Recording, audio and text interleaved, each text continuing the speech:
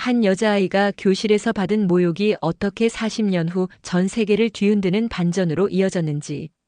과연 무슨 일이 있었을까요? 인생 청취록 구독과 좋아요로 응원해주세요. 그럼 시작하겠습니다.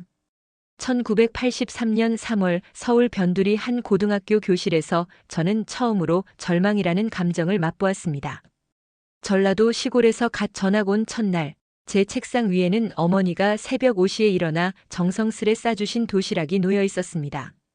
낡은 알루미늄 도시락통이었지만 그 안에는 어머니의 사랑이 가득 담겨 있었죠. 하지만 그 도시락 뚜껑이 열리는 순간이 제 인생의 첫 번째 굴욕이 시작되는 지점이었습니다. 어머, 저게 뭐야? 반 뒤편에서 들려온 날카로운 목소리에 교실 안 40명의 시선이 모두 저에게 쏠렸습니다.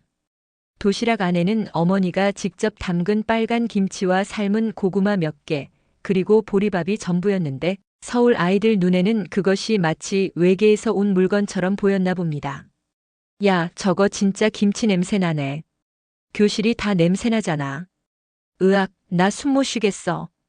웃음소리가 교실을 가득 채웠고 저는 급하게 도시락 뚜껑을 덮었지만 이미 늦었습니다. 그 웃음의 태풍 중심에는 반에서 가장 예쁘고 인기 많은 서정이가 서 있었습니다. 하얀 피부에 큰 눈, 그리고 언제나 완벽하게 다린 교복까지. 그녀는 서울 강남에 사는 부잣집 딸이었습니다. 얘들아, 우리 새 친구 은주 도시락 구경 좀 해봐. 진짜 시골 티 팍팍 나지 않아? 정희의 말에 아이들이 하나둘 제 주변으로 몰려들었습니다. 마치 동물원의 희귀한 동물을 구경하는 것처럼 말이죠. 누군가 코를 막으며 으웩 소리를 냈고 또 다른 아이는 우리 집 강아지도 이것보다 좋은 거 먹는데라며 킥킥거렸습니다. 도망치고 싶다. 하지만 제 다리는 의자에 뿌리를 내린 듯 움직이지 않았고 얼굴만 점점 뜨거워져 갔습니다. 마치 화로 위에 얼굴을 갖다 댄 것처럼 타오르는 기분이었습니다. 귓가에서는 맥박 소리가 쿵쿵거렸고 손바닥에는 땀이 송글송글 맺혔습니다.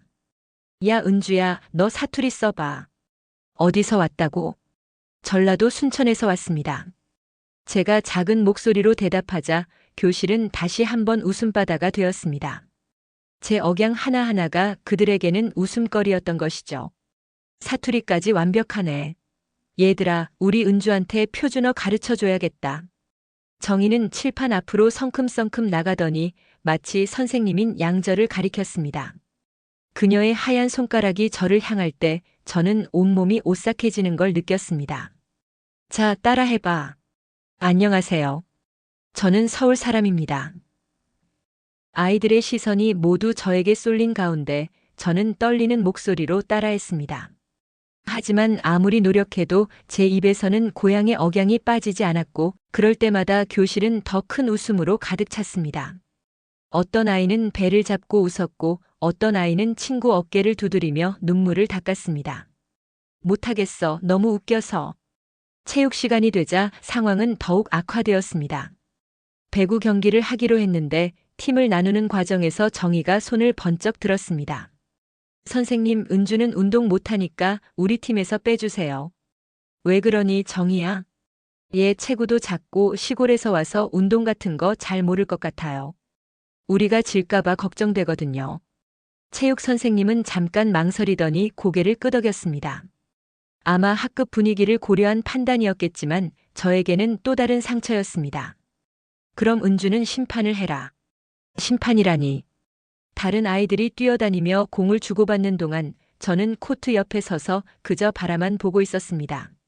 제 또래 아이들의 환한 웃음소리와 활기찬 함성이 들려왔지만 제게는 마치 유리병 너머의 다른 세계 소리처럼 느껴졌습니다. 점심시간마다 저는 혼자 구석진 자리에서 도시락을 먹었습니다. 처음 며칠은 아이들이 놀리는 게 무서워서 화장실에 숨어서 먹기도 했는데 그런 제 모습을 정희가 발견하고는 더 큰 소리로 웃어댔습니다. 야, 은주 화장실에서 밥 먹고 있어. 정말 별종이네. 에이, 더러워. 화장실에서 먹은 거 어떻게 먹어? 그날부터 저는 화장실에서도 먹을 수 없게 되었습니다. 결국 옥상 구석진 곳을 찾아다니며 혼자 도시락을 먹었죠.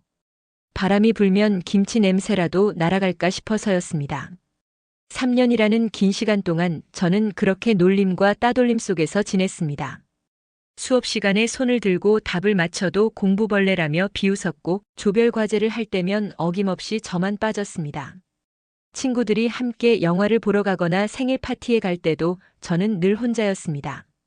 언제까지 이렇게 살아야 할까? 매일 밤 잠자리에 누우면 그런 생각이 들었습니다. 때로는 전학을 가고 싶다고 어머니께 말씀드리려다가도 고생해서 서울로 올라온 부모님. 생각에 차마 입을 열 수 없었습니다. 졸업식 날이 다가왔을 때 저는 드디어 이 악몽 같은 시간이 끝난다는 안도감에 젖어 있었습니다. 하지만 정희는 마지막까지 저를 놓아주지 않았습니다. 졸업식이 끝난 후 운동장에서 사진을 찍고 있는 저에게 정희가 다가왔습니다. 그녀의 얼굴에는 여전히 그 차가운 미소가 걸려 있었습니다. 3년 동안 한 번도 변하지 않았던 그 표정이었죠. 은주야. 네. 3년 동안 정말 재미있었어. 너 덕분에 우리가 얼마나 웃었는지 몰라. 재미있었다고? 제가 겪은 모든 고통이 그녀에게는 단순한 재미였다는 말에 가슴이 먹먹해졌습니다. 마치 가슴 속에 돌덩어리가 들어있는 것 같았습니다. 앞으로도 잘 살아. 그런데 말이야. 정희는 제 귀에 바짝 다가와 속삭이듯 말했습니다. 그녀의 향수 냄새가 코끝에 맴돌았습니다. 넌 평생 촌스러울 거야. 어디 가든 그 티가 다 날걸. 가난한 집 애들은 원래 그래. 그 말은 마치 저주처럼 제 가슴 깊숙이 박혔습니다. 졸업 앨범을 받아들고 집으로 돌아가는 길, 저는 그 말을 되새기며 터벅터벅 걸었습니다. 평생 촌스러울 거라고. 가난한 집 애들은 원래 그렇다고. 그날 밤 저는 졸업 앨범을 펼쳐보며 울었습니다. 반사진 속 40명의 얼굴 중에서도 유독 밝게 웃고 있는 정희의 모습이 눈에 들어왔고 그 옆에서 고개를 숙이고 있는 제 자신을 발견했습니다. 마치 그림자처럼 구석에 서 있는 제 모습이 한심해 보였습니다. 언젠가는 보여주겠어. 비록 지금은 촌스럽고 무시받는 존재일지라도 언젠가는 이 굴욕을 갚을 날이 올 거라고 다짐하며 앨범을 덮었습니다. 하지만 그때의 저는 몰랐습니다. 그 복수가 40년이라는 긴 시간이 걸릴 거라는 것을, 그리고 그 끝에서 제가 마주하게 될 진실이 무엇인지를 말입니다. 졸업 후 저는 대학이라는 꿈을 접어야 했습니다. 아버지의 건강이 악화되면서 당장 돈을 벌어야 하는 상황이 되었거든요. 1986년 봄 구로공단에 위치한 한 봉제 공장의 철문 앞에서 저는 새로운 인생을 시작했습니다. 대형 봉제라는 간판이 낡아서 삐뚤어져 있었고 공장 안에서는 재봉틀 소리가 요란하게 들려나왔습니다. 너 은주지? 나이가 어떻게 돼? 면접에서 만난 공장장은 제 이력서도 제대로 보지 않고 물었습니다. 19살입니다. 고등학교는 나왔고. 그럼 됐어. 내일부터 나와. 월급은 12만 원이야. 12만 원. 그때 제게는 엄청난 돈이었습니다. 첫 출근 날 저는 새벽 6시에 일어나 공장으로 향했습니다. 지하철을 2번 갈아타고 버스까지 타야 하는 먼 길이었지만 일할 수 있다는 기쁨에 발걸음이 가벼웠습니다. 공장 안은 온통 원단 냄새와 기계유 냄새가 뒤섞여 있었습니다. 형광등 불빛 아래에서 40여 명의 여성들이 재봉틀 앞에 앉아 바느질을 하고 있었고 그 모습이 마치 영화 속 한 장면 같았습니다. 너 새로운 애지? 이쪽으로 와. 김 반장님이라는 분이 저를 맨 뒤쪽 자리로 안내했습니다. 낡은 재봉틀 앞에 앉은 순간 제 새로운 인생이 시작되었습니다. 처음 몇 주는 정말 힘들었습니다. 하루 종일 같은 자세로 앉아서 바느질을 하다 보니 목과 어깨가 뻐근했고 손가락은 바늘에 찔려 상처투성이가 되었습니다. 그래도 저는 열심히 했습니다. 이렇게라도 돈을 벌 수 있다는 게 감사해. 한 달이 지나갈 무렵 일에도 조금씩 익숙해지고 동료들과도 친해지기 시작했습니다. 점심시간에는 옥상에서 함께 도시락을 먹으며 이런저런 이야기를 나누었고 퇴근 후에는 가끔 떡볶이라도 사 먹으며 하루의 피로를 달래곤 했죠. 그런데 어느 날 사무실에 새로운 사무보조가 들어온다는 소식이 들렸습니다. 이번에 새로 들어오는 애는 고등학교 졸업했다던데 사무직이라니 부럽다. 그러게. 우리는 언제까지 이 재봉틀 앞에 앉아 있어야 하나? 동료들의 수군거림을 들으며 저도 궁금했습니다. 그리고 바로 다음 날 제 인생에서 가장 충격적인 순간이 찾아왔습니다. 사무실 유리창 너머로 익숙한 뒷모습이 보였습니다. 긴 생머리, 하얀 블라우스, 그리고 자신감 넘치는 걸음걸이. 설마 하는 마음에 고개를 돌렸는데 그 순간 그 사람도 저를 발견했습니다. 서정이었습니다. 이럴 수가. 3년 전 졸업식 날의 그 차가운 미소가 다시 제 앞에 나타난 것이었습니다. 어머, 이게 누구야? 정희가 사무실에서 나와 작업장으로 들어왔습니다. 그녀는 여전히 예뻤고 깔끔한 옷차림에서는 도시적인 세련미가 물씬 풍겼습니다. 은주 맞지? 세상 참 좁네. 여기서 다 만나고. 정희야. 너도 여기서 일하게 된 거야? 나는 사무직이야. 너처럼 공장에서 바느질하는 게 아니라. 벌써부터 선을 긋는 말투였습니다. 3년 전과 달라진 게 하나도 없었죠. 점심시간이 되자 정희는 다른 사무직 직원들과 함께 근처 식당으로 나갔다가 돌아왔습니다. 그리고는 작업장을 한 바퀴 돌더니 제 앞에 서서 말했습니다. 얘들아, 이해 알아? 고등학교 때 같은 반이었거든. 동료들이 하나둘 고개를 들었습니다. 어머, 그래? 반가우시겠네요. 그런데 얘가 정말 웃긴 애였어. 고등학교 때도 늘 김치만 싸왔거든. 냄새나서 다들 피했는데. 또 시작이구나. 제 가슴이 다시 그때처럼 뛰기 시작했습니다. 공부는 좀 했는데 별로 소용없더라고. 결국 여기서 바느질하고 있잖아. 정희의 말에 몇몇 동료들이 어색하게 웃었습니다. 저는 고개를 숙이고 재봉틀만 바라보았습니다. 왜 하필 여기서 만나야 하는 거야? 그날부터 정희의 괴롭힘이 다시 시작되었습니다. 점심시간마다 제 도시락을 보며 여전히 김치 냄새 나네라고 말했고 제가 실수라도 하면 역시 시골 출신은 달라라며 비웃었습니다. 어느 날은 사장님이 작업장을 둘러보실 때 일부러 제 작업대 앞에서 말했습니다. 사장님, 은주는 정말 성실한 직원이에요. 고등학교 때부터 알고 지냈는데 항상 열심히 했거든요. 물론 좀 촌스럽긴 하지만요. 겉으로는 칭찬하는 것 같지만 마지막에 독을 넣는 정의만의 방식이었습니다. 몇 달이 지나면서 공장 분위기도 조금씩 바뀌었습니다.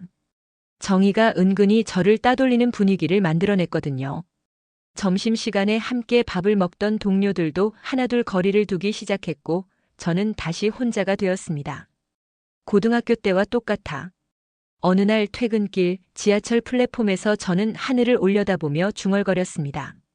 언제까지 이렇게 당하고만 살아야 할까? 그런데 그날 밤 집에 돌아와서 문득 생각이 났습니다. 공장에서 일하면서 눈여겨본 것들이 있었거든요. 원단의 특성, 바느질 기법, 그리고 제품의 구조까지. 나도 뭔가 만들어 볼까? 그날부터 저는 작은 공책 한 권을 사서 메모를 시작했습니다. 공장에서 보고 배운 것들, 그리고 제가 생각하는 개선점들을 적어 나갔죠. 원단을 이렇게 재단하면 더 효율적일 텐데. 이 부분에 주머니를 하나 더 달면 좋겠어. 비 오는 날에도 젖지 않는 가방을 만들 수 있을까? 매일 밤 그 공책을 펼쳐놓고 끼적거리는 시간이 제게는 유일한 위안이었습니다. 어느 날 정희가 또다시 저를 놀렸을 때 저는 속으로 다짐했습니다. 언젠가는 내가 만든 걸로 너를 깜짝 놀라게 해주겠어. 그 공책은 점점 두꺼워져 갔고 저의 꿈도 함께 자라나고 있었습니다. 비록 지금은 정의의 조롱 속에서 하루하루를 버텨나가고 있지만 언젠가는 제가 만든 것으로 세상을 놀라게 할 날이 올 거라고 믿었습니다. 퇴근길 지하철에서 저는 창밖을 바라보며 혼잣말했습니다. 조금만 더 참자. 내 시간이 올 거야. 낡은 하숙방, 4평도 채 안 되는 그 작은 공간이 저의 전부였습니다. 공장에서 돌아온 저녁 8시, 저는 늘 같은 자리에 앉아 그날 하루를 정리했습니다. 벽 한쪽에 붙어있는 작은 책상, 그 위에는 어머니가 사주신 스탠드와 함께 한 권의 공책이 놓여 있었습니다. 표지에는 아이디어 노트라고 삐뚤빼뚤 적혀 있었죠. 오늘은 또 어떤 걸 봤지? 그날도 저는 공책을 펼치고 펜을 들었습니다. 공장에서 본 것들, 길에서 마주친 사람들, 그리고 그들의 불편함까지. 모든 것이 제게는 아이디어의 원천이었습니다. 시장 아주머니들이 비 오는 날 짐 때문에 고생하시더라. 무거운 가방 때문에 어깨가 아프다고 하시던데. 접었다 폈다 할 수 있는 가방이 있으면 좋겠어. 한 줄 한 줄 적어 내려가면서 저는 마치 보물을 찾는 기분이었습니다. 다른 사람들에게는 그저 일상의 불편함일 뿐이겠지만 제게는 그 모든 것이 새로운 가능성으로 보였거든요. 어느 날 퇴근길 시장을 지나다가 한 아주머니를 보게 되었습니다. 장마철이라 비가 추적추적 내리고 있었는데 그분은 비닐봉지로 물건들을 덮으며 애를 쓰고 계셨습니다. 아이고, 이거 다 젖겠네. 장사 못하겠어. 그 모습을 본 순간 저는 번개처럼 아이디어가 떠올랐습니다. 방수가 되는 덮개가 있으면 되겠네. 집에 돌아와서 곧바로 공책을 펼쳤습니다. 방수 원단으로 만든 덮개, 쉽게 접고 펼 수 있는 구조, 그리고 바람에 날아가지 않도록 하는 고정 장치까지.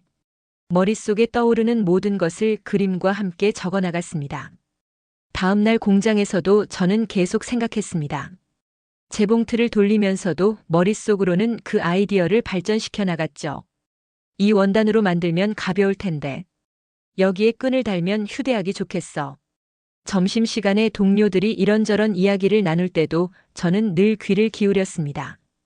그들의 불만이나 바람이 모두 제게는 소중한 정보였거든요. 요즘 가방이 너무 무거워서 어깨가 아프다니까. 그러게.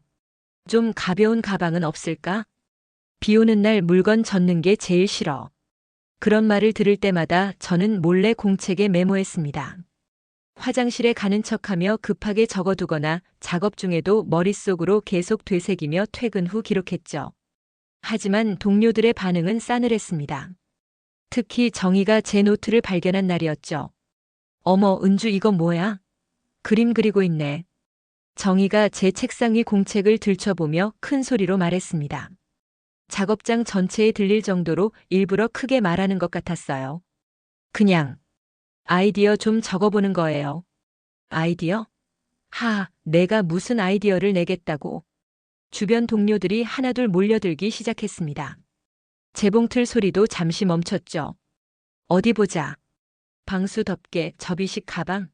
이게 뭐야, 만화책이야? 정희가 제 공책을 들고 이 페이지 저 페이지 넘기며 큰 소리로 읽어댔습니다. 제가 밤새 고민해서 그린 스케치들이 모든 사람들 앞에 공개되는 순간이었어요. 야, 이거 봐. 여기 세계 최초라고 써있네.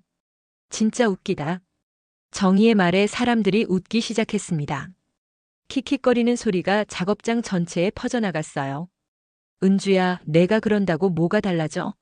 그냥 시집이나 가는 게 나을 것 같은데. 그 말에 다른 동료들도 맞장구 쳤습니다. 맞아. 여자가 무슨 발명을 해. 현실적으로 생각해봐. 시간 낭비하지 말고 남자나 만나. 아니면 다른 취미라도 가져. 뜨개질이나 요리 같은 거 말이야. 시간 낭비라고? 그 순간 제 가슴 속에서 뭔가 뜨거운 것이 올라왔습니다. 분노였을까 아니면 오기였을까? 손이 떨리고 얼굴이 달아올랐어요. 하지만 저는 그 말들이 오히려 더 큰 자극이 되었습니다. 내가 꼭 해내서 보여주겠어. 그날 밤부터 저는 더욱 열심히 노트를 작성했습니다. 낮에는 공장에서 일하고 밤에는 작은 책상 앞에서 아이디어를 발전시켜 나갔습니다. 주말이면 시장이나 백화점을 돌아다니며 사람들을 관찰했습니다. 어떤 가방을 들고 다니는지, 어떤 불편함을 겪고 있는지, 그리고 어떤 것을 원하는지까지. 명동, 동대문, 남대문 시장을 발품 팔며 다녔어요. 사람들이 진짜 원하는 게 뭘까? 그러던 어느 일요일, 동대문 시장에서 흥미로운 광경을 목격했습니다. 한 상인 아주머니가 작은 보자기로 큰 짐을 싸는 모습이었죠. 이거 참 신기하네. 이렇게 작은 걸로 저렇게 큰 짐을 쌀 수 있구나. 그 순간 또 다른 아이디어가 떠올랐습니다. 작게 접었다가 크게 펼칠 수 있는 가방. 평소에는 주머니에 넣고 다니다가 필요할 때만 꺼내서 쓸 수 있는 그런 가방 말이죠. 집에 돌아와서 곧바로 스케치를 시작했습니다. 접는 방식, 원단의 종류, 그리고 튼튼함까지 고려한 설계도를 그려나갔습니다. 밤 12시가 넘어서야 겨우 초안을 완성했어요. 이거 정말 괜찮은 것 같은데. 하지만 아이디어만으로는 부족했습니다. 실제로 만들어봐야 알 수 있으니까요. 다음 날부터 저는 공장에서 남은 원단 조각들을 모으기 시작했습니다. 퇴근할 때 몰래 가져와서 하숙방에서 직접 만들어 보는 거였죠. 처음에는 양심에 찔렸지만 어차피 버려질 자투리 원단들이었어요. 처음에는 정말 서툴렀습니다. 공장에서는 정해진 패턴대로만 바느질을 했는데 제가 직접 디자인한 걸 만드는 건 완전히 다른 일이었거든요. 재봉틀이 없어서 손바느질로 했는데 몇 시간 작업하다 보면 손가락이 퉁퉁 부어 올랐습니다. 바늘에 찔린 상처는 늘 있었고 때로는 피가 원단에 묻어서 다시 만들어야 할 때도 있었죠. 이렇게 힘든 줄 몰랐네. 하지만 포기하지 않았습니다. 실패하면 다시 뜯고 원단을 바꿔가며 또 시도했습니다. 처음 만든 가방은 모양도 이상하고 실용성도 떨어졌지만 제 손으로 직접 만든 첫 작품이라는 것만으로도 뿌듯했습니다. 언젠가는 완벽한 걸 만들 수 있을 거야. 몇 달이 지나면서 저의 기술도 점점 늘었습니다. 손바느질 실력이 늘었고 원단을 다루는 법도 익숙해졌죠. 무엇보다 아이디어를 현실로 만드는 과정 자체가 너무나 재미있었습니다. 하숙방 주인 아주머니도 처음에는 의아해하셨어요. 은주야, 밤늦게 뭐 하는 거야? 바느질 소리가 계속 나던데. 죄송해요. 취미로 가방 만들고 있어요. 가방? 가방을 왜 만들어? 사서 쓰면 되는데. 사서 쓰면 되는 걸 왜 만드냐고. 그 질문에 대한 답을 저도 명확히 몰랐습니다. 그냥 만들고 싶었어요. 제 손으로 뭔가를 창조하고 싶었고 사람들이 진짜 원하는 걸 만들어주고 싶었습니다. 어느 날 밤 창밖으로 보이는 별을 바라보며 저는 혼잣말했습니다. 언젠가는 나를 무시하는 세상 앞에 당당히 설 날이 올 거야. 노트는 점점 두꺼워져 갔고 하숙방 한쪽에는 제가 만든 시제품들이 하나둘 쌓여갔습니다. 방수 가방, 접이식 가방, 다용도 파우치까지. 비록 지금은 아무도 알아주지 않는 보잘것없는 것들이지만 언젠가는 이것들이 세상을 바꿀 수 있을 거라고 믿었습니다. 그리고 그 믿음은 틀리지 않았습니다. 다만 그때의 저는 몰랐을 뿐이죠. 이 작은 시작이 얼마나 큰 변화를 만들어낼지를, 그리고 그 과정에서 제가 얼마나 많은 시련을 겪게 될지를 말입니다. 6개월 만에 저는 드디어 만족할 만한 샘플을 완성했습니다. 접이식 방수 가방.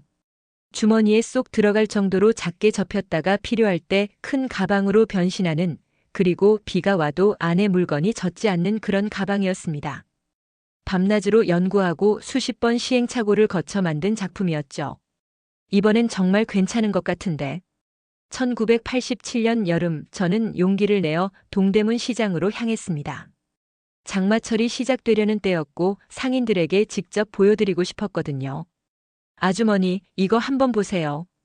첫 번째로 다가간 분은 채소를 파시는 아주머니였습니다. 저는 가방을 펼쳐 보이며 설명드렸어요. 비가 와도 물건이 안 젖고요. 안 쓸 때는 이렇게 작게 접을 수 있어요. 아주머니는 신기한 듯 가방을 만져보시더니 물으셨습니다. 이거 얼마야? 한 개에 3,000원이에요. 3,000원? 좀 비싸긴 하네. 그런데 정말 안 새나? 그 순간 마침 소나기가 내리기 시작했습니다. 저는 재빨리 가방 안에 신문지를 넣고 빗물을 부어봤어요. 정말로 한 방울도 새지 않았습니다. 어머, 정말 안 새네. 이거 하나 줘봐. 첫 판매였습니다. 그 3,000원이 제게는 300만 원처럼 소중했어요. 하지만 진짜 놀라운 일은 그 다음부터였습니다. 그 아주머니가 다른 상인들에게 소문을 내시더니 하루 만에 20개를 팔 수 있었거든요. 이거 진짜 좋다. 하나 더 주라. 나도 하나, 아니 2개 줘. 상인들이 줄을 서서 사가는 모습을 보며 저는 꿈을 꾸는 기분이었습니다. 내가 만든 게 이렇게 인기가 있다니. 일주일 만에 100개가 동이 났습니다. 손으로 하나하나 만드느라 손가락은 상처투성이가 되었지만 마음은 행복으로 가득했어요. 은주야, 이거 더 못 만들어? 주문이 계속 들어오는데. 시장 상인들이 더 달라고 하자 저는 공장에서 만들기로 결심했습니다. 그동안 모은 돈으로 원단을 대량 구매하고 야간에 공장 재봉틀을 빌렸으며 본격적인 생산에 들어갔죠. 이제 정말 사업가가 된 기분이야. 하지만 기쁨은 오래가지 않았습니다. 한 달 후 시장에 가보니 비슷한 가방들이 넘쳐나고 있었습니다. 그런데 가격이 1,000원, 심지어 800원짜리도 있었어요. 아주머니, 이건 뭐예요? 응? 이거? 어떤 공장에서 나온 거래? 내 거랑 똑같은데 훨씬 싸잖아. 제 가슴이 철렁 내려앉았습니다. 분명 제가 만든 디자인인데 더 싸고 더 많이 나와 있었어요. 이럴 수가. 알고 보니 제가 샘플을 보여준 어느 상인이 중국 공장에 의뢰해서 대량 생산한 것이었습니다. 저작권이나 특허 같은 건 생각해 본 적도 없었던 제가 너무 순진했던 거죠. 원조는 나인데. 하지만 아무도 들어주지 않았습니다. 더 싸고 더 쉽게 구할 수 있는 걸 누가 거부하겠어요. 주문은 하루아침에 끊겼습니다. 제가 미리 만들어둔 500개의 가방은 고스란히 창고에 쌓여 있었고 원단 값으로 빌린 돈은 200만 원이나 되었어요. 어떻게 하지? 밤잠을 이룰 수 없었습니다. 200만 원이라는 빚이 19살 제게는 천문학적인 금액이었거든요. 그런데 설상가상으로 더 큰 일이 터졌습니다. 은주 씨, 혹시 투자에 관심 있으세요? 어느 날 한 양복 입은 남자가 제게 접근했습니다. 자신을 무역업체 사장이라고 소개하며 제 가방을 해외로 수출하고 싶다고 했어요. 해외 바이어들이 한국 제품을 찾고 있어요. 특히 이런 실용적인 가방은 미국에서 인기가 좋을 거예요. 정말요? 그럼요. 다만 대량 생산을 위해서는 초기 투자금이 필요해요. 500만 원 정도면 해외 진출이 가능합니다. 500만 원. 저에게는 없는 돈이었지만 그 남자는 친절하게 대출을 알선해 주겠다고 했어요. 해외 진출이라니. 정말 꿈만 같아. 결국 저는 집을 담보로 500만 원을 빌렸습니다. 부모님께는 사업이 잘 되어 간다고 거짓말을 했어요. 하지만 그 남자는 돈을 받은 후 사라졌습니다. 연락도 안 되고 사무실이라던 곳에 가보니 텅 빈 공간만 남아 있었어요. 사기당했구나. 그제서야 모든 걸 깨달았습니다. 제가 얼마나 순진했는지, 세상이 얼마나 험한 곳인지를 말이에요. 총 700만 원의 빚. 공장 월급으로는 평생 갚을 수 없는 금액이었습니다. 독촉장이 매일같이 날아왔고 부모님께는 더 이상 숨길 수 없었어요. 은주야, 이게 도대체 무슨 일이냐? 아버지의 실망스러운 표정을 본 순간 저는 눈물을 터뜨렸습니다. 죄송해요, 아버지. 제가 너무 성급했어요. 그 좋은 머리로 이런 일을 벌이다니. 어머니는 눈물을 흘리시며 말씀하셨어요. 괜찮다, 은주야. 우리가 함께 갚으면 돼. 하지만 그 말이 더 가슴 아팠습니다. 내 욕심 때문에 부모님까지. 더 큰 절망이 기다리고 있었습니다. 이 소식이 공장에까지 알려진 거예요. 은주 사기당했다면서? 역시 시골 애들은 세상 물정 모르네. 정희의 목소리가 작업장에 울려 퍼졌습니다. 뭘 발명한다고 설쳤더니 결국 이 꼴이네. 내가 뭘 했어? 현실을 보라고 했잖아. 동료들도 수군거렸습니다. 그러게 왜 분수에 맞지 않는 일을 벌였대? 여자가 사업이 무슨 사업이야? 분수에 맞지 않는 일이라고. 그날 저는 공장 화장실에서 펑펑 울었습니다. 거울 속 제 모습은 초라하기 그지없었어요. 정말 내가 잘못 생각했나. 하지만 집에 돌아와서 서랍 속 노트를 보는 순간 마음이 바뀌었습니다. 제가 그동안 적어온 수많은 아이디어들, 그리고 사람들이 진짜 필요로 하는 것들에 대한 관찰들이 그대로 남아 있었거든요. 한 번 실패했다고 끝이 아니야. 그날 밤부터 저는 다시 메모를 시작했습니다. 이번엔 더 신중하게, 더 체계적으로 접근하기로 했어요. 특허부터 받자. 신뢰할 수 있는 파트너를 찾자. 작게 시작해서 천천히 키우자. 눈물 위에 적힌 글씨는 떨렸지만 그 의지만큼은 예전보다 더 단단했습니다. 이대로 무너질 수는 없어. 새벽마다 일어나 시장을 돌며 상인들의 불편을 다시 기록하기 시작했습니다. 이번엔 단순히 관찰만 하는 게 아니라 왜 그런 불편이 생기는지, 어떻게 해결할 수 있는지까지 깊이 생각했어요. 실패는 아팠지만 동시에 귀중한 경험이었습니다. 세상이 얼마나 험한지, 사업이 얼마나 어려운지, 그리고 준비가 얼마나 중요한지를 뼈저리게 느꼈거든요. 다음번엔 다를 거야.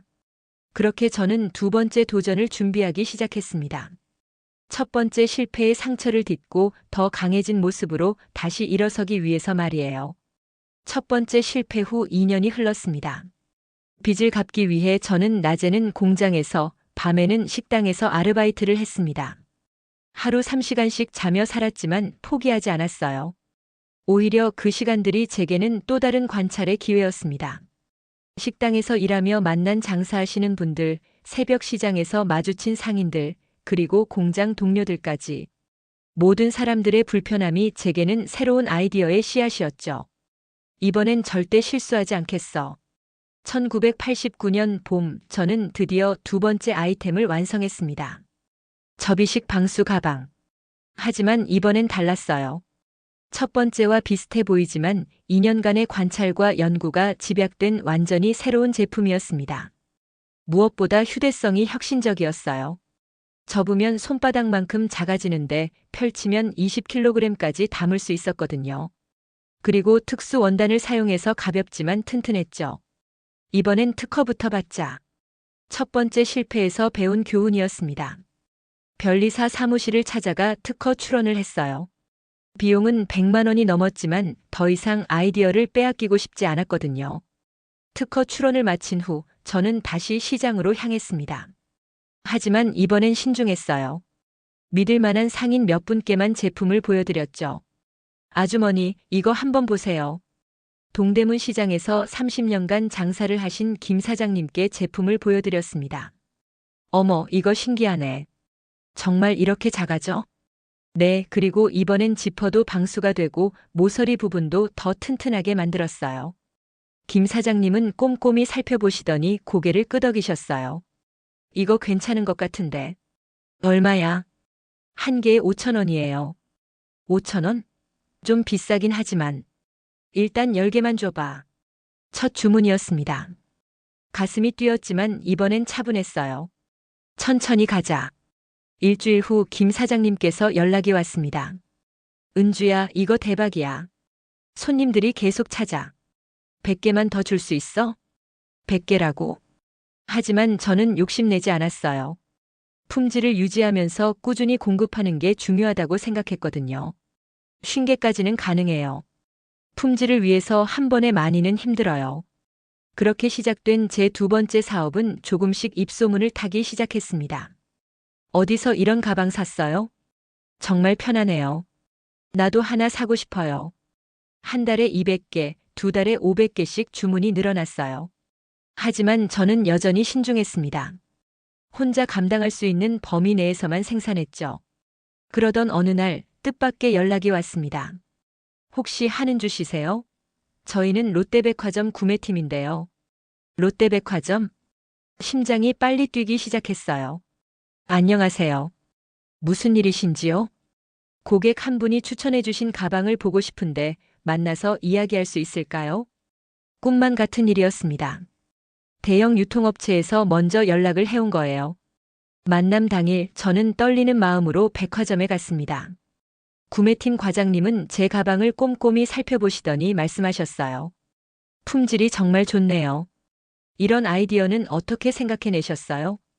사람들이 진짜 불편해하는 걸 관찰하다 보니 떠오른 아이디어예요. 혹시 대량 공급이 가능할까요? 전국 매장에 입점시키고 싶거든요. 전국 매장이라고. 하지만 저는 솔직하게 말씀드렸어요. 지금은 혼자 작업해서 한 달에 500개 정도가 한계예요. 하지만 체계를 갖추면 가능할 것 같습니다. 그럼 일단 시범적으로 1000개 주문하겠습니다. 한 달 안에 납품 가능하세요? 1000개. 지금까지 만든 것의 2배였지만 기회를 놓칠 수 없었어요. 가능합니다. 그날부터 저는 정말 미친 듯이 일했습니다. 공장 야간 시간을 대여해서 하루 15시간씩 작업했어요. 손가락은 부어올랐고 어깨는 굳어버렸지만 포기하지 않았습니다. 이번엔 절대 놓치지 않겠어. 마침내 1000개를 완성해서 납품했을 때 과장님의 반응은 최고였어요. 품질이 균일하고 정말 좋네요. 이번 달 매출이 예상보다 3배나 높았어요. 그리고 더 놀라운 소식이 기다리고 있었습니다. 다른 백화점에서도 문의가 들어오고 있어요. 그리고 해외 바이어도 관심을 보이고 있습니다. 해외 바이어? 2년 전 사기당했던 기억이 떠올랐지만 이번엔 정식 절차를 거친 것이었어요. 일본 도쿄의 한 유통업체에서 샘플을 보고 싶다고 하는데요. 정말 믿기지 않았습니다. 제가 만든 가방이 일본까지 알려진 거예요. 몇 주 후 일본 바이어가 직접 한국에 왔습니다. 정장 차림의 단정한 중년 남성이었는데 제 가방을 보자마자 눈이 반짝였어요. 스고이 데스네. 대단하네요. 이런 아이디어는 일본에 없어요. 통역사를 통해 들은 말이었지만 그 순간 온몸에 전율이 흘렀습니다. 내가 만든 게 일본 사람도 인정하는구나. 한 달에 5,000개 공급 가능해요? 5,000개. 상상도 못했던 숫자였어요. 하지만 이번엔 준비가 되어 있었습니다. 공장을 확장하면 가능합니다. 그렇게 저는 제대로 된 공장을 차리게 되었습니다.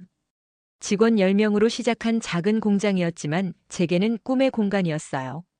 한은주 생활용품이라는 상호로 사업자 등록을 했고 본격적인 제조업체가 되었습니다. 언론에서도 관심을 보이기 시작했어요.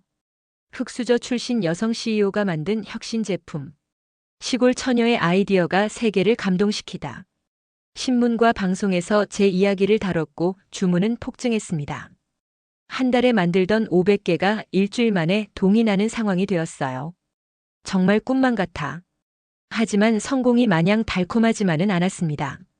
바쁜 일정 때문에 집에 들어가는 시간이 줄어들었고 연애는 생각할 겨를도 없었어요. 친구들과의 만남도 뜸해졌죠. 어느 날 어머니께서 걱정스럽게 말씀하셨어요. 은주야, 너무 무리하지 마라. 건강이 제일이야. 괜찮아요, 어머니. 지금이 기회인 것 같아요. 하지만 정작 제 마음은 완전히 행복하지 않았습니다. 성공은 했지만 뭔가 허전한 기분이었어요. 내가 원한 건 단순히 돈 버는 것이었을까? 가끔 밤늦게 공장에서 혼자 있을 때면 그런 생각이 들었습니다. 학창시절 저를 무시했던 사람들에게 보여주고 싶어서 시작한 일이었는데 정작 그 복수는 여전히 완성되지 않았더군요. 정희는 지금 뭘 하고 있을까? 가끔 그녀가 궁금했습니다. 제가 이렇게 성공한 걸 알고 있을까? 아니면 여전히 저를 그 촌스러운 시골 처녀로 기억하고 있을까? 언젠가는 마주칠 날이 있겠지. 그때가 오면 당당하게 말해주고 싶었어요. 그때 무시했던 그 촌스러운 애가 이렇게 성공했다고 사람은 겉모습으로 판단하면 안 된다고 말이에요. 하지만 그때의 저는 몰랐습니다.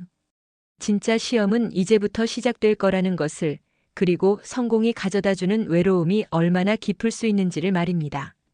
성공의 정점에서 저는 인생의 가장 큰 실패를 맞이했습니다. 1995년 회사는 연 매출 100억을 돌파했습니다.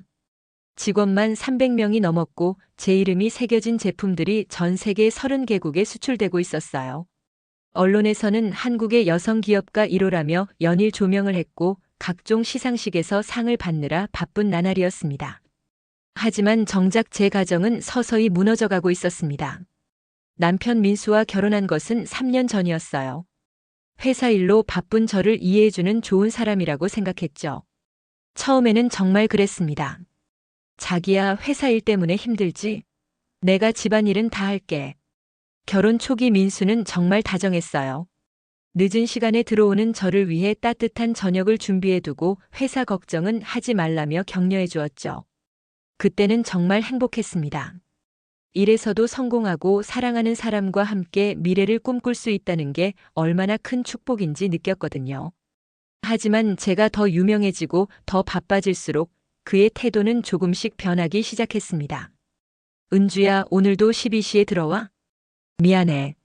일본 바이어와 회의가 길어졌어. 요즘 집에 있는 시간보다 회사에 있는 시간이 더 긴 것 같은데. 조금만 참아줘. 지금이 중요한 시기야. 조금만 더. 저는 늘 그렇게 말했습니다.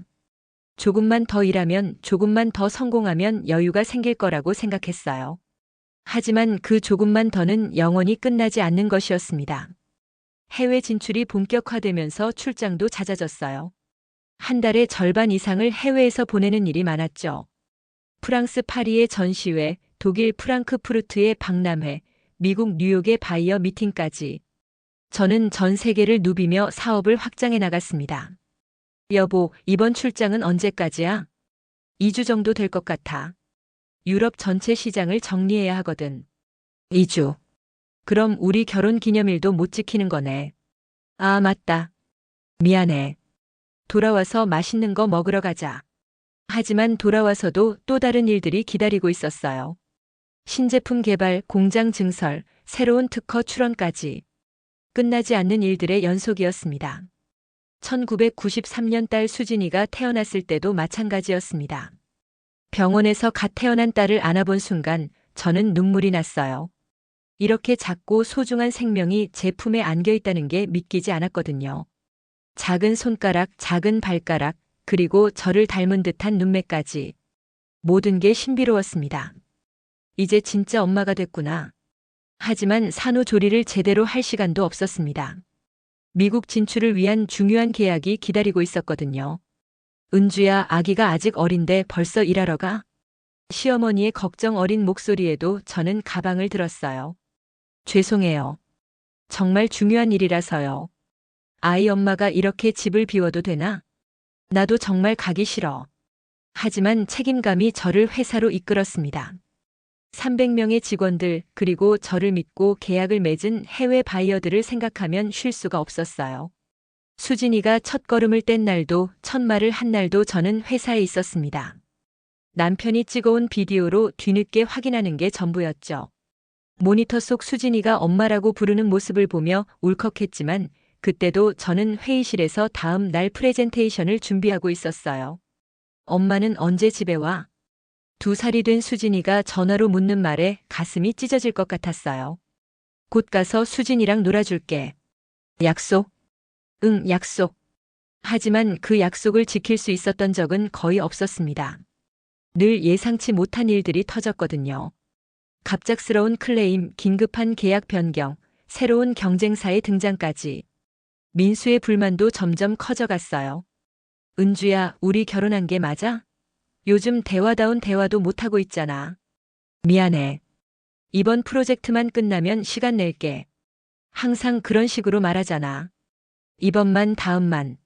언제까지 이렇게 살 거야? 지금이 회사에서 가장 중요한 시기라고. 조금만 더 이해해줘. 하지만 민수의 인내심도 한계가 있었나 봅니다. 저는 회사에서 받는 스트레스를 집에서도 그대로 표출했어요.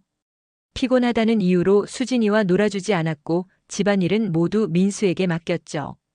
가끔 수진이가 엄마 같이 놀자라고 하면 엄마 바빠 나중에라고 대답하는 게 일상이었습니다.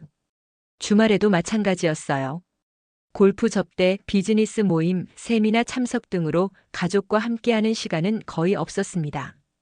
은주야, 이번 주말에는 가족끼리 놀이공원이라도 갈까? 미안해. 이번 주말에 중요한 모임 있어. 매주 그런 식이잖아. 수진이가 엄마를 그리워해. 다음 주에는 시간 낼게. 하지만 다음 주에도 또 다른 일이 있었고 그 다음 주에도 마찬가지였습니다. 어느 날 집에 들어갔는데 거실이 이상하게 조용했어요. 평소 같으면 수진이가 뛰어나와 엄마 라고 외쳤을 텐데 그날은 아무도 없었습니다. 여보? 수진아? 부엌에서 민수가 나왔는데 표정이 심상치 않았어요. 평소와 달리 차가운 눈빛이었죠. 은주야, 우리 이야기 좀 하자. 무슨 일이야? 수진이는 어디 있어? 엄마 집에 갔어. 그리고 나도 잠시 생각할 시간이 필요할 것 같아. 생각할 시간? 그때서야 저는 심각성을 깨달았습니다. 무슨 뜻이야? 은주야, 솔직히 말해. 너에게 가족이 우선이야? 아니면 회사가 우선이야? 그게 무슨 소리야? 당연히 가족이 우선이지. 그럼 왜 수진이 생일도 챙기지 못했어? 왜 우리 결혼 기념일도 잊었어? 순간 머릿속이 하얘졌습니다. 수진이 생일이 언제였는지, 결혼 기념일이 언제였는지 기억이 나지 않았거든요. 내가 이렇게까지 됐나? 미안해. 정말 미안해. 앞으로는 달라질게. 은주야, 너는 변하지 않을 거야. 아니, 변할 수 없을 거야. 이미 회사가 너의 전부가 되어버렸어. 그날 밤 민수는 집을 나갔습니다. 혼자 남은 저는 텅 빈 집에서 울었어요. 내가 뭘 위해 이렇게 살고 있는 거지. 더 큰 충격은 며칠 후에 있었습니다. 사모님 죄송한데요. 사장님이 누구랑 만나시는 것 같아요. 비서 김 과장이 조심스럽게 말했어요. 무슨 소리예요? 어제 강남에서 다른 여자분과 함께 있는 걸 봤거든요. 아무래도 외도라는 건가? 처음에는 믿을 수 없었습니다. 민수가 그럴 사람은 아니라고 생각했거든요. 하지만 며칠 후 직접 확인하게 되었습니다. 우연히 지나간 카페에서 민수가 젊은 여자와 손을 잡고 있는 모습을 봤어요. 그 여자는 20대 중반으로 보였고 민수는 제게 보여준 적 없는 다정한 미소를 짓고 있었습니다. 정말이구나. 그 순간 세상이 무너지는 기분이었습니다. 회사에서 아무리 성공해도 가정에서는 완전한 실패자였던 거죠. 집에 돌아와서 민수와 마주했을 때 그는 더 이상 변명하지 않았어요. 미안해, 은주야. 하지만 이미 우리 사이는 끝난 것 같아. 다시 시작할 수 있어. 내가 달라질게. 너는 절대 변하지 않을 거야. 아니, 변할 수도 없고. 이혼 절차는 생각보다 빨리 진행되었습니다. 민수는 재산 분할도 원하지 않았어요. 다만 수진이와의 면접 교섭권만 요구했죠. 엄마, 왜 아빠랑 안 살아? 5살 수진이의 질문에 저는 대답할 수 없었습니다. 내가 이 아이에게 무엇을 해준 게 있나? 회사 사무실에서 혼자 있는 시간이 많아졌습니다. 밤늦게 불 꺼진 회의실에서 서류를 뒤적이며 눈물을 삼켰어요. 언론에서는 여전히 저를 성공한 여성 기업가로 포장했지만 제 내면은 공허했습니다. 성공이 이런 건가? 돈도 명예도 얻었지만 정작 소중한 건 모두 잃어버렸어요. 그때마다 떠오르는 얼굴이 있었습니다. 바로 정이었어요. 내가 여기까지 온 건 결국 너 때문일지도 몰라. 저는 이를 악물며 다시 마음을 다잡았습니다. 이제 남은 건 세상 앞에서 그녀를 무시했던 모든 이들 앞에서 완전히 뒤집는 일뿐이었어요.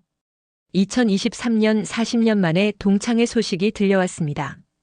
은주 씨, 고등학교 동창회 참석하실 건가요? 비서가 초대장을 건네며 물었을 때 저는 한참을 망설였습니다. 그동안 동창회라는 건 한 번도 참석해 본 적이 없었거든요. 아니, 정확히 말하면 참석하고 싶지 않았어요. 하지만 이번엔 달랐습니다. 제가 세계 여성 기업가 대상을 받은 지 불과 한 달 후였거든요. 전 세계 언론이 주목하는 가운데 스위스 다보스에서 열린 시상식에서 트로피를 받았던 그 순간이 아직도 생생했어요. 이제 당당하게 갈 수 있을 것 같은데. 참석하겠다고 회신해 주세요. 그날 밤 저는 오랜만에 졸업 앨범을 꺼내봤습니다. 40년 전 그 앳된 얼굴들이 고스란히 남아 있었어요. 그 중에서도 유독 눈에 띄는 얼굴이 있었죠. 바로 서정이었습니다. 너는 지금 뭘 하고 있을까? 동창회 당일 저는 신중하게 옷을 골랐습니다. 너무 화려하면 과시하는 것 같고 너무 수수하면 성공을 어필할 수 없으니까요. 결국 단정하면서도 고급스러운 네이비 정장을 선택했어요. 강남의 한 호텔 연회장에 도착했을 때 이미 많은 동창들이 와 있었습니다. 40년이라는 세월 앞에서는 모두가 평등했어요.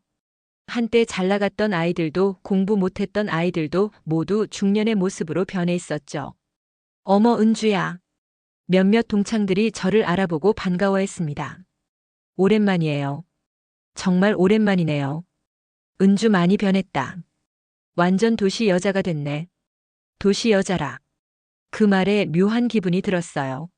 한때 촌스럽다는 말에 상처받았던 제가 이제는 도시 여자가 되었다니.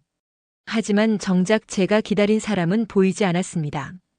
정희는 아직 오지 않은 것 같았어요. 얘들아, 안녕. 그때 익숙한 목소리가 들렸습니다. 연회장 입구로 정희가 들어왔어요. 40년이 지났지만 여전히 아름다웠습니다. 잘 관리된 피부, 우아한 옷차림, 그리고 변하지 않은 그 자신감까지. 여전하네. 정희는 사람들 사이를 누비며 인사를 나눴습니다. 마치 여전히 반의 인기녀인 것처럼 말이죠. 어머, 정희야. 너 정말 안 늙었다. 관리 정말 잘했네. 비결이 뭐야? 사람들의 칭찬에 정희는 환한 미소로 응답했어요. 그 모습을 보니 학창시절이 떠올랐습니다. 늘 모든 사람의 관심을 독차지했던 그 시절 말이에요. 곧이어 동창회가 본격적으로 시작되었습니다. 사회는 당시 반장이었던 김철수가 맡았고 각자 근황을 나누는 시간이 있었어요. 자, 그럼 한 명씩 나와서 자기소개 좀 해볼까요? 하나둘 동창들이 나와서 이야기했습니다. 의사가 된 친구, 공무원이 된 친구, 평범한 가정주부가 된 친구까지. 모두 각자의 인생을 살아왔더군요. 그런데 정희 차례가 되었을 때였습니다. 안녕하세요, 서정희입니다. 정희가 마이크를 잡고 무대 위에 섰어요. 모두들 그동안 어떻게 지내셨나요? 저는 그냥 평범하게 살았어요. 결혼은 했고 아이 둘 키우면서 살고 있고요. 특별한 건 없어요. 그 말을 들으며 저는 약간 의외였어요. 평범하게 살았다니. 분명 잘 살 것 같았는데 말이죠. 그런데 우리 반에 유명한 사람이 와 있네요. 갑자기 정희가 저를 향해 시선을 돌렸습니다. 얘들아, 기억하지? 은주. 그 시골에서 오네. 또 시작이구나. 그때 도시락에 김치만 싸와서 교실 냄새나게 했던. 기억나지? 연 회장이 조용해졌습니다. 몇몇 사람들이 어색하게 웃었지만 대부분은 불편한 표정을 지었어요. 근데 요즘 어떻게 사나? 아직도 그 촌스러운 티 그대로일 것 같은데. 정희의 말에 저는 천천히 일어났습니다. 40년 전과 달리 이번엔 주눅들지 않았어요. 이제 말할 때가 왔구나. 그런데 바로 그 순간이었습니다. 잠깐만요, 정희 씨. 김철수가 마이크를 들고 말했어요. 혹시 모르실 수도 있는데 은주는 요즘 정말 유명한 사람이에요. 뭐가 유명해? 정희가 어리둥절한 표정으로 물었습니다. 뉴스 안 보세요? 얼마 전에 세계 여성기업가 대상 받았잖아요. 세계 여성기업가 대상? 그때 누군가 휴대폰을 꺼내더니 뉴스 영상을 틀었습니다. 다음 소식입니다. 한국의 여성기업가 한은주 회장이 세계경제포럼에서 주관하는 세계 여성기업가 대상을 수상했습니다. 연 회장 뒤쪽 대형 스크린에 그 영상이 나타났습니다. 화면 속에는 트로피를 들고 환하게 웃고 있는 제 모습이 있었어요.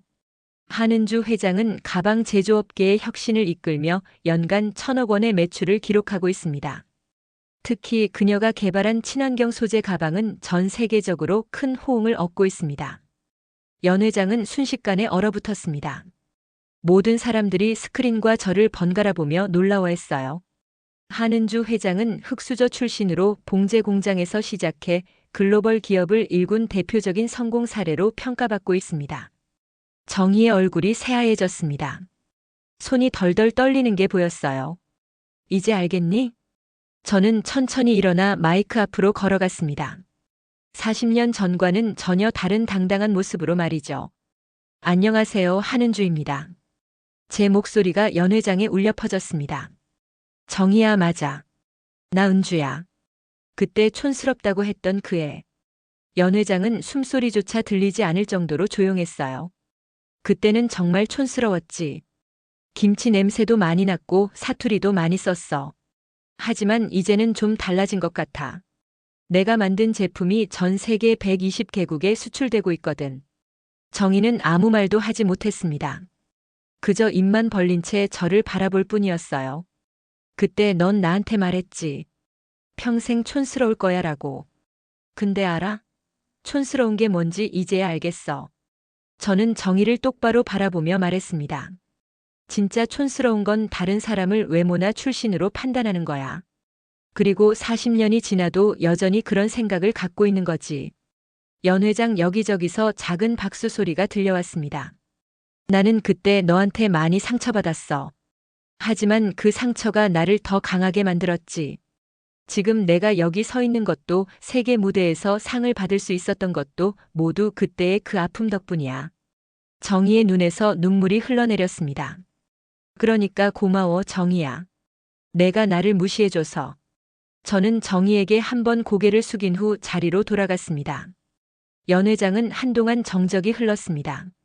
그러다가 1명, 2명씩 일어나 박수를 치기 시작했어요. 곧 연 회장 전체가 박수로 가득했습니다. 정희는 그 자리에 서서 계속 울고 있었어요. 40년 만에 처음으로 자신의 잘못을 깨달은 것일지도 모르죠. 복수는 이런 거구나. 하지만 이상했어요. 40년 동안 꿈꿔왔던 이 순간이 생각보다 달콤하지 않았거든요. 오히려 씁쓸한 기분이 들었습니다.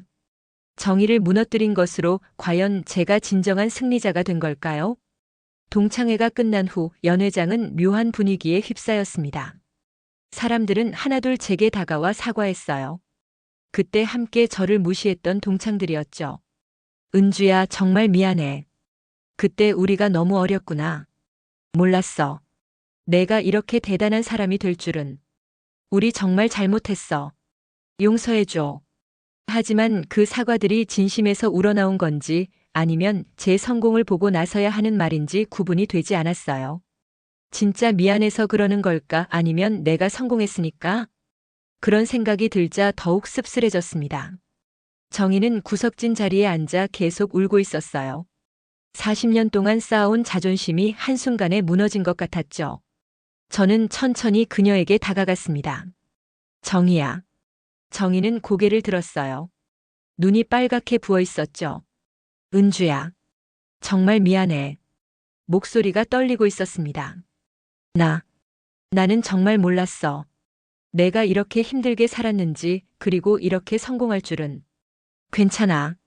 저는 정의 옆자리에 앉았어요. 이제 다 지난 일이야. 아니야. 괜찮지 않아. 나는 정말 나쁜 짓을 했어. 정희가 손으로 얼굴을 가리며 흐느꼈습니다. 그때도 그렇고 공장에서도 그렇고. 나는 왜 그렇게 못됐을까? 너도 어렸으니까. 우리 모두 어렸으니까. 변명이야. 나는 그냥 내가 나보다 못하다고 생각했어. 그래서 무시해도 된다고 생각했어. 정희의 고백이 이어졌습니다. 사실 나도 행복하지 않았어. 결혼 생활도 쉽지 않았고 아이들 키우는 것도 힘들었어. 그런데 내가 성공한 걸 보니까 나는 정말 아무것도 이루지 못했구나 싶어서. 그녀도 힘들게 살았구나. 그 순간 저는 깨달았습니다. 정의를 무너뜨리는 것이 진정한 승리가 아니라는 걸 말이에요. 정의야, 사람은 겉모습으로 판단하면 안 돼. 저는 조용히 말했습니다. 그때 너는 나를 시골 출신이라고 무시했지.